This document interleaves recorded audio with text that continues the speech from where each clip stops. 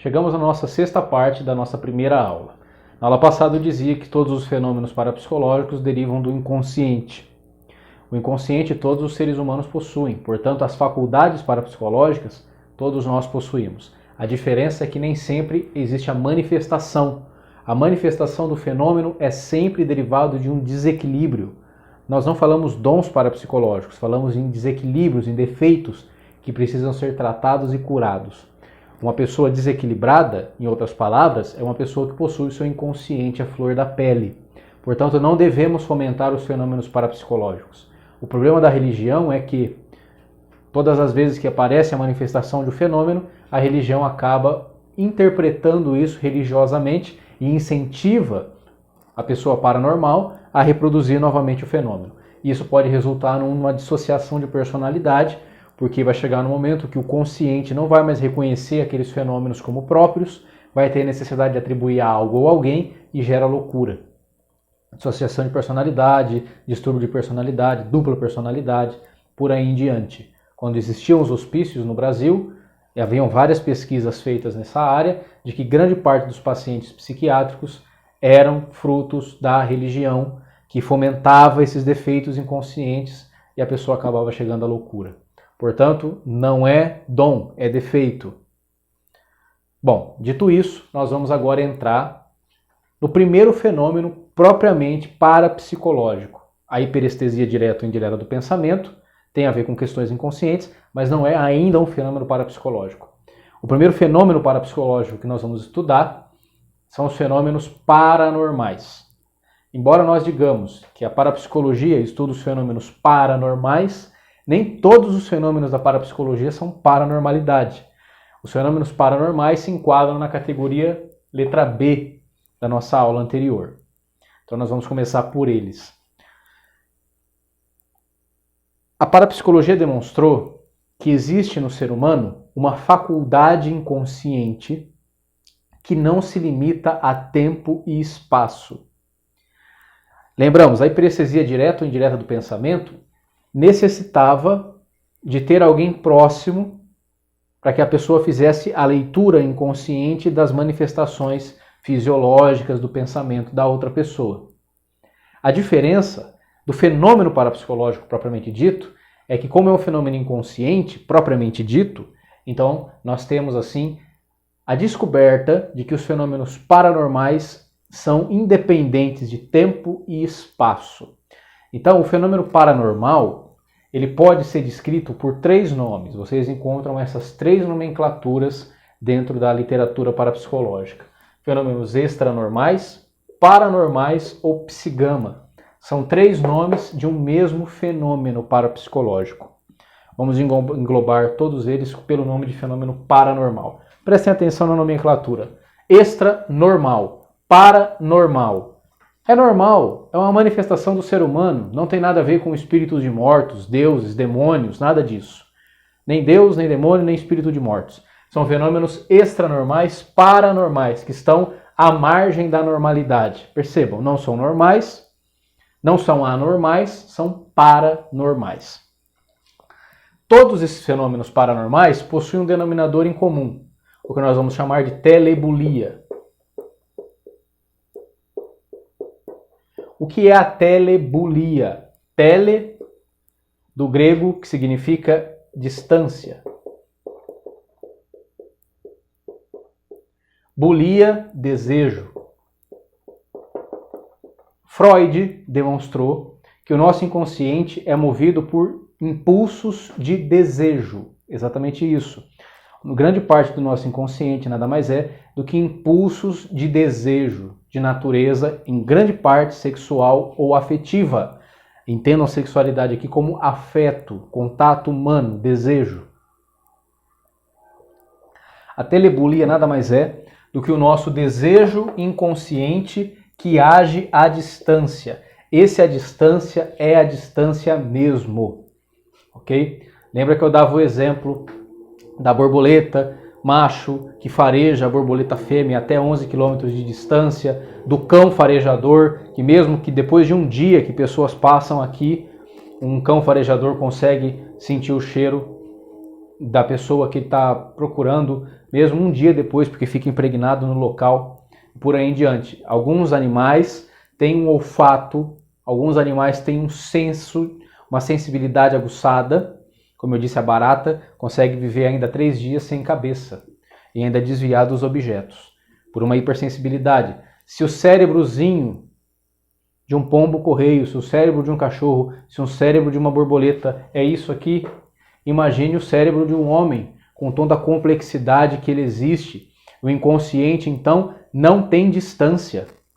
É isso que a parapsicologia comprovou. O desejo inconsciente pode agir à distância, através da telebulia, que é um desejo de se comunicar com outra pessoa. E aí nós temos a origem de um fenômeno parapsicológico muito conhecido, todos nós teremos alguma vez na vida, porque todos nós temos inconsciente.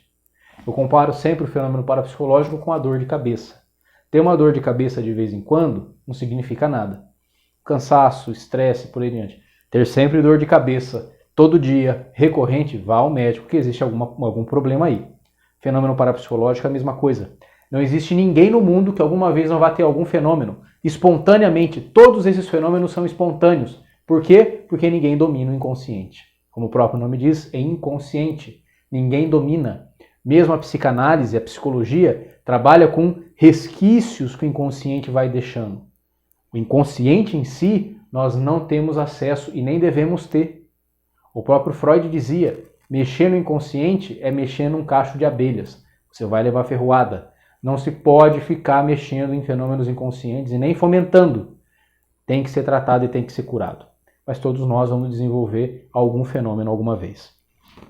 O fenômeno parapsicológico responsável pelos fenômenos paranormais é aquilo que nós chamamos, e muito popularmente conhecido, todos nós teremos alguma vez na vida, uns com mais frequência, outros com menos frequência, é a telepatia. Eu já falei sobre ela no vídeo passado. Vou reforçar. A telepatia também é originada pela telebulia.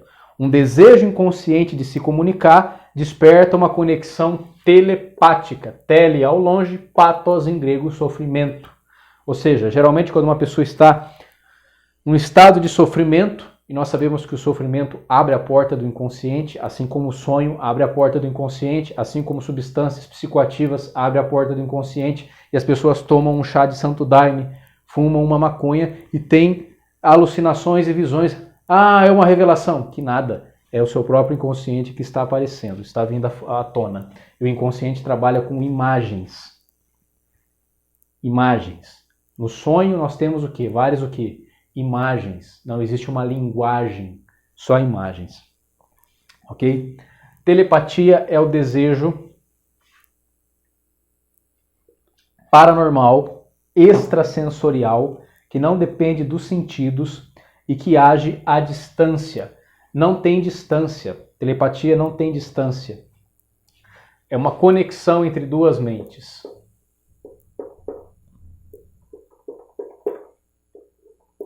Uma emanação de ondas cerebrais entre duas mentes. Não existe distância. E nem tempo. Isso é o mais curioso. Vou ler uma frase do parapsicólogo chamado Heine, um dos mais famosos. Ele diz assim: comparando os resultados obtidos a diferentes distâncias, desde alguns quilômetros até muitos milhares de quilômetros, tem-se a impressão nítida de que a distância e os obstáculos não têm nenhuma influência sobre os resultados. A única coisa que parece influir no caso é a própria faculdade de percepção extrasensorial do sujeito. Ou seja, não existe distância, nem bloqueio, nem qualquer outra coisa que impeça a comunicação entre mentes, a conversa telepática, o desejo de se comunicar e a impossibilidade da distância e do tempo é suprimida, é ultrapassada pela telepatia. Vou dar um exemplo clássico, muito comum entre pessoas que possuem uma relação muito próxima. Por exemplo, mãe e filho, casal de namorados, esposo. Esse aqui sofre alguma coisa a quilômetros de distância e emana um pensamento para esse que capta.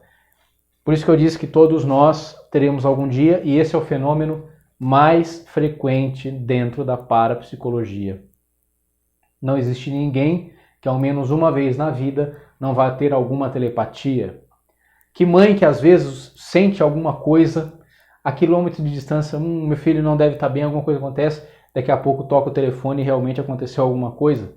Ou quantos de nós às vezes estão pensando em alguém que muito tempo a gente não conversa e fala, puxa, quanto tempo eu não vejo fulano, e a pessoa te liga. Por quê? Conversa entre inconscientes, não existe distância e nem tempo. Isso é o mais importante. Não é comunicação com o além. É comunicação entre mentes. Vivo sobre vivo. A telepatia gera 3 tipos de fenômeno.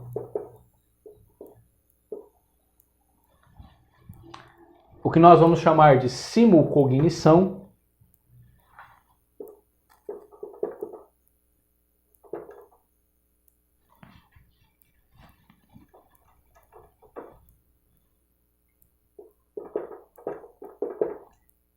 pré-cognição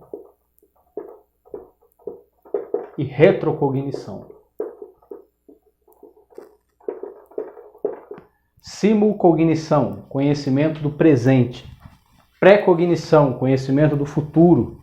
E retrocognição, conhecimento do passado. O nosso inconsciente, porque o tempo não existe. Nós sabemos disso. Segundo Einstein, o tempo é o cálculo sobre o movimento da matéria. Nós fazemos isso racionalmente, dividimos passado, presente e futuro, dividimos o tempo, a hora, mas isso é uma coisa racional que nós fazemos. Inconscientemente falando, não existe tempo. Por isso que algo que aconteceu lá no passado, um trauma, por exemplo, você carrega as sequelas no presente e vai levar para o futuro. Por quê? Para o nosso inconsciente não existe passado, presente e futuro.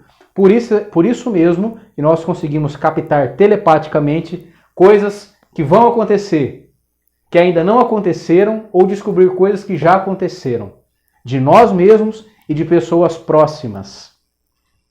De nós mesmos e de pessoas próximas. Exatamente isso, nós conseguimos prever o futuro. Isso que comumente se chama pré-cognição. Algumas pessoas usam o termo premonição, mas é um termo errado. Porque premonição, a palavra monition, significa aviso. Acreditava-se na antiguidade que os espíritos ou os deuses avisavam as pessoas sobre acontecimentos futuros. Não é isso. Não é um pré-aviso. É um conhecimento, pré-cognição, conhecimento. Nós conseguimos ter um conhecimento prévio de coisas que ainda não aconteceram. Isso é muito difícil de comprovar em laboratório, por exemplo. Por isso que existe uma dificuldade tremenda em comprovar esses fenômenos, porque são inconscientes, são espontâneos, ninguém domina, e o que nós temos é muito charlatanismo. Por isso que a primeira hipótese na parapsicologia sempre é truque. As pessoas que dizem adivinhar o futuro, ninguém adivinha o futuro com hora marcada, lendo a mão. Isso é superstição. Mas alguma vez pode acontecer desse adivinho ter tido um conhecimento do futuro. E geralmente nós conseguimos prever o futuro quando esse futuro tem a ver com sofrimento. Como eu disse como eu disse na aula passada, ao que tudo indica, o sofrimento abre as portas do inconsciente. Por quê? Não perguntem a mim, porque não fui eu que o fiz. Mas geralmente fatos que envolvem sofrimento, acidente, tragédias, de alguma forma a gente consegue antever isso. Vou dar um exemplo do que é a pré-cognição através de um estudioso chamado Charles Richer. Guardem bem esse nome. Charles Richer. Por que é importante escrever o nome desses pesquisadores? Porque isso é um mini curso. Não tem como eu falar de toda a parapsicologia em detalhes num mini curso. Então vou citando pesquisadores para quem tiver interesse aprofundar na leitura das suas obras. Charles Richer foi um médico que recebeu o Prêmio Nobel de Medicina, então não é qualquer um. Ele disse o seguinte, se interessou muito pelos estudos da parapsicologia, foi um dos maiores parapsicólogos da história. disse o seguinte em 1921, que foi quando ele estudou esses fenômenos da telepatia. Precognição é a indicação pelo sujeito, não é um espírito, não é um Deus, não é um gênio, de um fato que ainda não se realizou e que nenhuma sagacidade, nenhuma perspicácia permitiria prever. Exemplo, uma mãe que tem um filho motoboy, ou uma esposa que tem um marido entregador de pizza, por exemplo, desses aplicativos que tem que correr que nem loucos aí na estrada. E ela diz assim, olha, cuidado, muito cuidado, vai devagar, você vai acabar se machucando. E aí um dia ele sofre um acidente e ela fala, tá vendo? Eu sabia, eu sentia que isso ia acontecer. Óbvio, coisa óbvia. Se eu repito sempre algo perigoso, uma hora vai acontecer, né? Ou então morro de medo de avião. Olha, não morro de medo de avião, tenho medo do avião cair, e aí cai o avião. Tá vendo? Sabia que isso ia acontecer. Isso não é premonição. Por quê? Aliás, não é precognição. Por quê? Porque, como disse Charles Richer, não pode haver nenhuma sagacidade, nenhuma perspicácia que permitisse prever. É um conhecimento claro, detalhado, de um fato que não aconteceu, não tinha por que acontecer, mas de um jeito ou de outro, o meu inconsciente captou aquilo e realmente acontece como estava dito. O exemplo mais famoso de todos é o do Titanic. Um exemplo, claro, veja, um exemplo é só um exemplo. Existem 1000 outros exemplos que vocês podem, por exemplo, averiguar, avaliar na bibliografia de referência que eu vou deixar depois, para quem quiser aprofundar o caso. Titanic. O famoso Titanic naufragou tragicamente na noite de 14 para 15 de abril de 1912. Já desde o dia 23 de março, o Sr. J. O'Connor tinha reserva de passagem para si e para sua família nessa viagem. Mas, uns 10 dias antes da data assinalada para a saída do navio, O'Connor sonhou que via o navio com a quilha ao ar e a bagagem e os passageiros flutuando ao redor, derivado de um impacto do navio num iceberg. Veja bem, uma coisa é a pessoa ter medo do navio afundar, outra coisa é ela dizer que sonhou com sonho, olha lá, por quê? Porque o sonho é a porta para o inconsciente. Tanto que o Freud, a principal obra do Freud, que foi o psicanalista que desbravou o inconsciente, é a interpretação dos sonhos. O sonho é uma porta do inconsciente. Num sonho, ele viu o navio chocado no iceberg, com a quilha para o ar e as bagagens e os passageiros flutuando. Foi exatamente o que aconteceu com o Titanic. Isso, inclusive, fez com que ele suspendesse a viagem e desistisse de embarcar no Titanic. Ou seja, isso é uma clara precognição. Ok? Existem outros exemplos. Aqui no Brasil, por exemplo, nós tivemos aquela banda dos Mamonas Assassinas, aonde antes do avião cair, Júlio, que era o tecladista da banda, ele vai dizer que ele teve um sonho aonde ele sentia que o avião fosse cair. Veja, de tantas vezes que se andou de avião, uma banda famosa pegava avião toda hora para fazer show, porque exatamente aquele sonho, naquele dia, e o avião caiu. Existe até o vídeo no YouTube, se vocês colocarem aí, vocês verão ele narrando num vídeo caseiro, dizendo, olha, eu estou bem e tal, tive um sonho que o avião caía, e caiu mesmo. Enfim, isso são exemplos de coisas que todos nós sabemos, porque todos nós, alguma vez na vida, vamos ter uma pré-cognição. O conhecimento do passado, também, eu posso adivinhar uma coisa que aconteceu com o meu pai ou com o meu avô, num prazo existencial de 5 gerações. Mais ou menos assim. Dentro do nosso globo, num prazo existencial, ninguém nunca adivinhou algo de outro planeta, de tempos muito remotos, nunca. Se existissem espíritos de mortos, bastaria perguntar para eles. Não há. Ou seja, o adivinho, aquele que adivinha alguma coisa, sempre adivinha em relação ao pai, ao avô, ou então ao filho e ao neto. num prazo existencial de aproximadamente 2 séculos. Fora disso, de coisas dentro do nosso globo, nunca fora do mundo. Isso é o que pode acontecer em relação ao passado, presente ou futuro. Porque o inconsciente não tem tempo. O ser humano é portador de uma dimensão não material, que conhece o passado, retrocognição, o presente, simulcognição, e o futuro, pré-cognição. Tal dimensão comunica-se com o inconsciente e o consciente não reconhece. A emotividade é um dos principais fatores de rompimento do consciente para o inconsciente. É o fenômeno mais e melhor verificado em toda parapsicologia.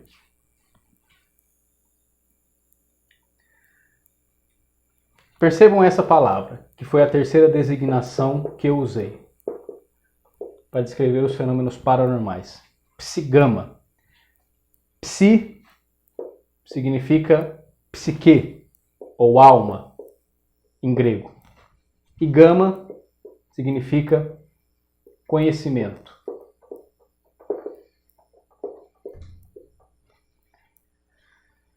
De alguma forma, a parapsicologia demonstrou que o ser humano possui uma faculdade de conhecimento da alma, que não está limitada ao tempo e ao espaço. Uma mãe prevê um acidente de um filho, sente um filho que sofreu um acidente, prevê o futuro, veja, não está limitado a quilômetros de distância, não está limitado nem a tempo e nem ao espaço, às distâncias físicas. De alguma forma, a parapsicologia demonstrou que existe um princípio no homem que está para além do tempo e do espaço. Esse princípio nós chamamos de alma ou psique. É uma coisa não material que habita o homem. Se o homem fosse só matéria, ele não conseguiria prever o que ainda não aconteceu.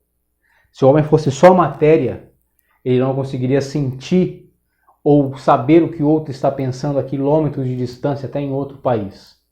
Então existe no homem uma faculdade espiritual. O homem não é só matéria. Mas essa faculdade não material só se comunica entre vivos. Depois que a pessoa morreu, não há possibilidade de comunicação.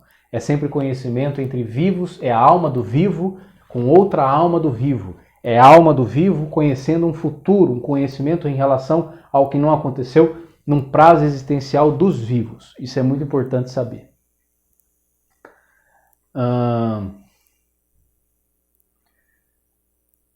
Vou citar alguns exemplos